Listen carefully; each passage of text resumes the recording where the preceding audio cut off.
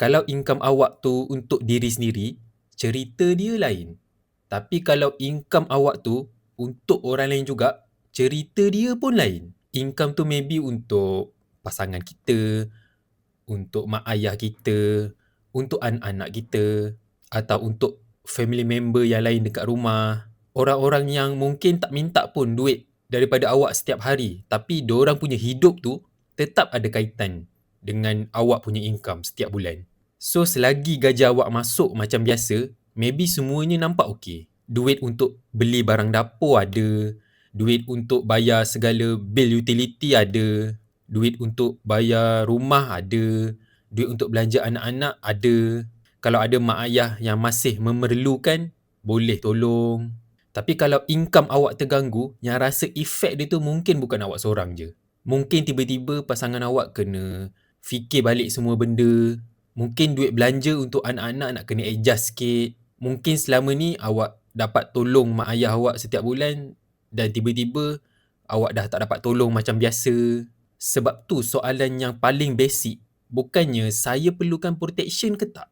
Tapi soalan dia sebenarnya, kalau income saya terganggu, siapa yang paling terkesan sekali? So awak pernah fikir tak siapa yang akan terkesan kalau income awak tiba-tiba tak masuk macam biasa? Ramai orang cakap dia sayang family dia. Memang saya percaya. Kalau boleh, semua orang nak family dia dalam keadaan yang okey. Tapi sayang family ni bukan setakat kerja kuat je. Sayang family ni pun boleh nampak bila kita check apa akan jadi kepada diorang bila kita punya income tu tak dapat macam biasa. Sebab family ni bukan setakat perlukan kita ada kat rumah je, tapi diorang juga perlukan duit untuk meneruskan kehidupan macam biasa. Untuk makan, untuk bayar bil, untuk bayar rumah, untuk bayar macam-macam benda lagi. Benda-benda ni maybe nampak kecil-kecil je, tapi bila income dah start terganggu, benda ni boleh nampak berat. Dan biasanya bila tiba-tiba income terganggu ni, bukan orang luar yang terkesan, tapi orang yang terdekat dengan kita. Pasangan jadi macam nak kena fikir juga. Anak-anak dia tak faham cash flow, tapi dia tetap perlukan belanja. So kalau ada pasangan dan anak-anak, jangan check gaji je. Kena check juga kalau gaji tu terganggu. So macam mana dengan diorang ni? So cuba tanya diri sendiri, kalau tiba-tiba income awak terganggu, awak punya pasangan boleh handle semua benda ke? Family yang bergantung kepada satu income dengan dua income ni beza. Pressure dia lain-lain. Kalau satu income tu dialah yang cover bil rumah, installment rumah, kereta dan macam-macam belanja lagi, itu yang income yang utama lah. Kalau income yang utama tu terganggu, memang terus rasa kacau lah. Tapi yang ada dua income pun tak boleh terus rasa selesa. Sebab kadang-kadang walaupun satu family tu bergantung kepada dua income, yang satu income tu boleh cover sebahagian je. Income kita punya pasangan maybe boleh membantu, tapi dia tak boleh cover semua benda. Cuba awak tanya diri sendiri, kalau satu income yang utama ni terganggu, yang income lagi satu tu boleh cover ke semua benda? Kalau mampu, Alhamdulillah. Tapi kalau tak mampu, kena tahu gap tu. So, pentingnya benda ni, kita akan tahu family kita ni, dia punya backup dia kuat mana. So, untuk family awak sekarang ni, bergantung kepada satu income ke dua income?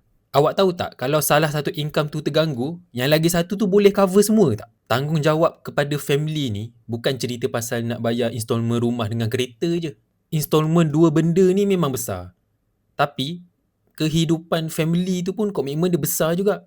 Nak kena bayar macam-macam. Bil utility, barang dapur, belanja anak-anak, maybe kena tolong parent, kena beli ubat, kena standby duit tol dengan minyak. Benda-benda ni maybe nampak kecil-kecil je. Tapi kalau totalkan nampak besar sebenarnya. Sebab tu bila check protection ni, kita kena tahu untuk family kita survive selama sebulan, perlukan berapa sebenarnya. Setiap family dia punya nilai dia tak sama. Lain-lain dia punya cost. Benda ni tak boleh main agak-agak je. Kena tulis, baru kita tahu nilai yang sebenar. So awak tahu tak, untuk sebulan, berapa banyak duit yang diperlukan untuk family awak survive? So kalau nak check siapa yang bergantung kepada income awak, boleh check dengan 3 benda ni dulu. So yang pertama, siapa yang paling terkesan kalau income awak terganggu? Pasangan, anak, mak ayah atau ahli keluarga yang lain? Yang kedua, cek berapa komitmen yang income awak tanggung selama ni. Totalkan semua benda, rumah, kereta, bil, belanja anak-anak, macam-macam lah. Yang ketiga, cuba kira kalau income awak terganggu selama 3 bulan, tak dapat gaji 3 bulan, family awak boleh survive ke 3 bulan tanpa gaji? Cek 3 benda ni dulu. Tak payah fikir nak ambil plan apa, nak survey sana sini. Cek benda ni dulu. Cek benda-benda ni bukanlah nak menakut-nakutkan awak, tapi supaya awak prepare dan awak faham dan awak tahu dan boleh bersedia kalau apa-apa jadi. Kalau awak nak saya tolong cekkan benda-benda macam ni, boleh contact saya sekarang. So, awak pernah tak kira benda ni?